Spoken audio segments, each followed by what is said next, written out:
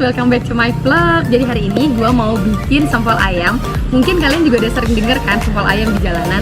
Gue mau bikin yang versi lebih enaknya lagi guys. Yuk ikutin step by stepnya. Jadi bahannya simple banget. Ini ada air, tepung tapioka, ada daging ayam, sama ada penyedap rasa.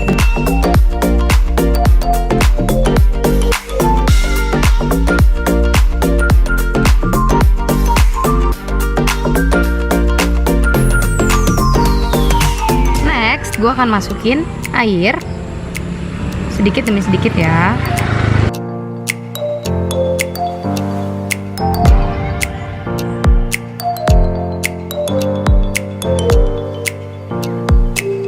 Oke guys, siapin air mendidih. Lalu sempol-sempolnya dimasukin. Pastikan sampai terendam ya rebusnya. Oke, jadi sembari nunggu sempolnya lagi direbus, kita mau kocok telur buat adonan supaya nanti digorengnya makin yummy banget nih. Oh, kita lihat ya. Tuh, dia gini